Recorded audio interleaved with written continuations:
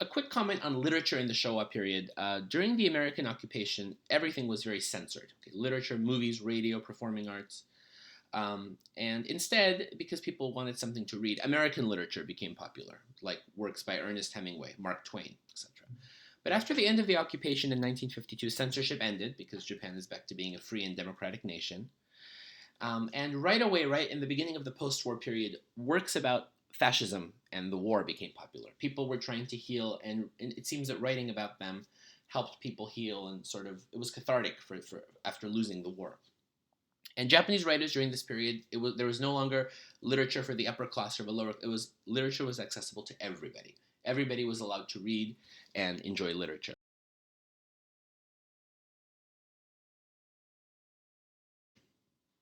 So one author I want to discuss is Dazai Osamu. Okay, and his works are they discuss the end of the Imperial Japan and the beginning of a new era for the country. I highly recommend his 1947 work, The Setting Sun. He discusses this aristocratic family who now, after the war, has lost everything, and their son returns from the army and he has a mental illness, PTSD probably. He was shell shocked, and just their transition from this rich aristocratic pre-war family to a middle class family in New Japan. So it was a very, very good book. But Dazai doesn't live to see the New Japan that he wrote about because he also suffered from depression and addiction and committed suicide in 1948.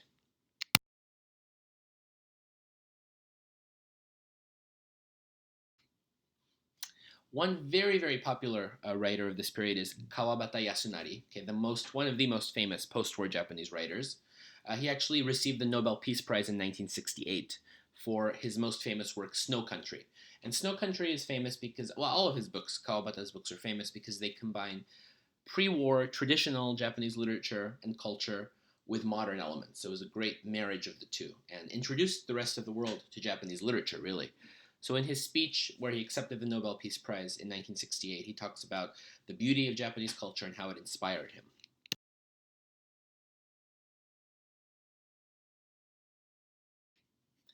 Endo Shusaku is another great author. He is a Christian and writes about, in his piece Silence, he talks about his inability to balance and combine his Japanese nationalism and heritage with his Catholic faith and his love for Jesus Christ. This is interesting because it's really the struggle that many Japanese Christians have had over the centuries.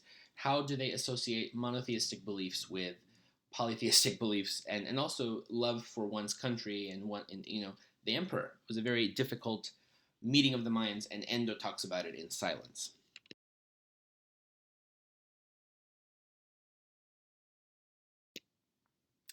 Abe Kobo is an existentialist author. If you like Kafka, that writer, you will love Abe Kobo.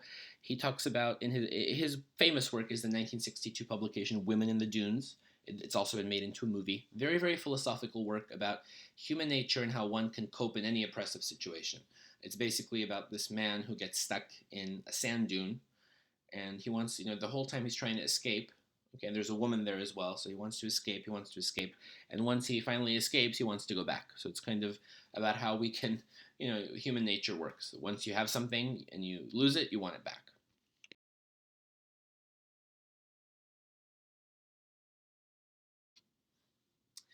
Mishima Yukio is a true literary genius. He's not my cup of tea, but I know many people like his work. And he also mixes traditional and modern themes, but his works are very tragic. Okay, and Mishima was actually a very, very right-wing nationalist, and in 1972 he commits seppuku, ritual suicide. He's said to be the real last samurai because he's the last person who committed suicide in public, in that manner.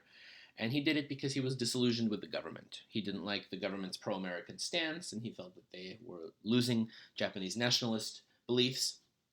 But over the course of his life, he wrote 30 novels, plays, and essays.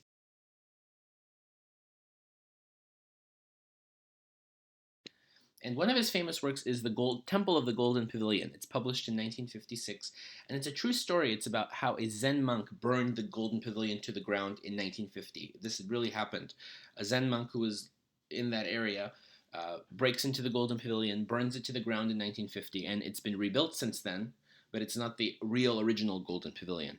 So in his book, published in 1956, The Temple of the Golden Pavilion, Mishima Yukio talks about this story. That's why you cannot go into the Golden Pavilion anymore. today, because you can to prevent this from happening again.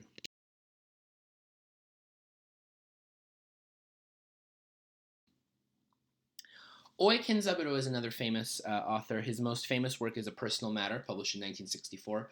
Very relevant today because it deals with how people lose their personality in modern society, especially with the advent of technology and other such things. And as a result of this work, he won the Nobel Peace Prize in 1996. Okay, the second Japanese author to do so, and he won it, I think, very late. Because I think people saw how timeless his book is. By the 90s, there's a lot of technology, and I think people saw how timeless his works are, even today.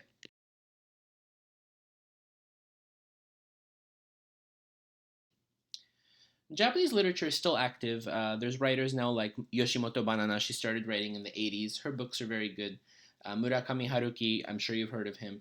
Their work is not only popular in Japan, but it's also been translated internationally. So Japanese literature has now officially reached all people all around the world.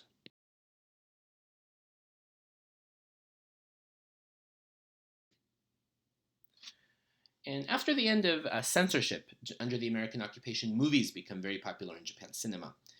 The most famous director of modern Japanese cinema, I'm sure you've heard of him, is Kurosawa Akira, and he directed over 30 movies. His career started in the 1950s.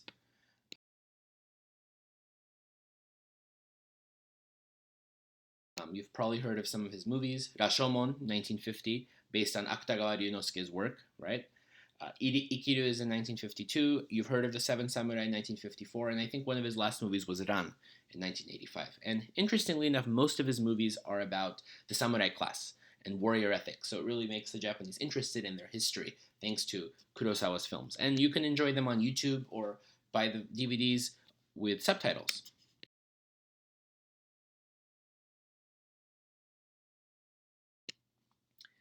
There were other famous directors. Mizoguchi Kenji also directed films about history, historical periods, and Ozu Yasujiro was another director who covered the clash of tradition and modernity. This is a very important theme, motif in post-war Japan, because people are interested in how their new modern culture, peaceful democratic culture, is going to mesh with traditions.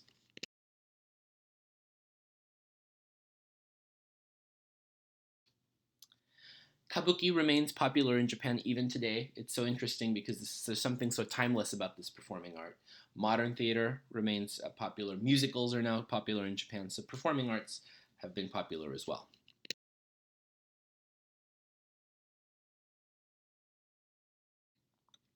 Japanese cities were vastly rebuilt after the war. Tokyo and all other major cities now have modern buildings, skyscrapers built of steel and concrete.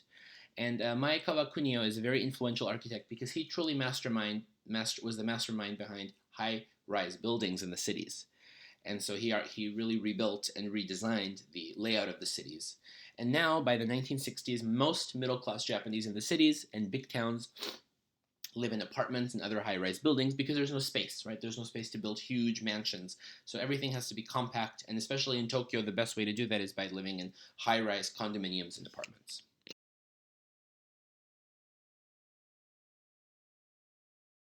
So returning to architecture, American architect Frank Lloyd Wright had built this beautiful hotel in Tokyo, Tokyo Imperial Hotel. It survived. It was finished in 1922, right before the Kanto earthquake of 1923. It survived that earthquake. It survived the Tokyo fire bombings of 1944 to 1945, but it was torn down in 1960 to make way for a high-rise building.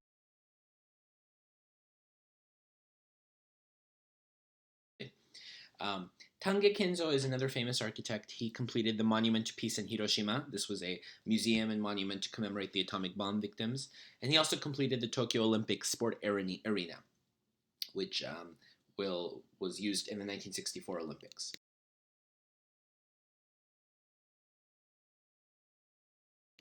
And actually, his student, Isozaki Arata, he designed the MoCA, Museum of Contemporary Art building you might have seen in downtown here in LA. That was Kenzo's student.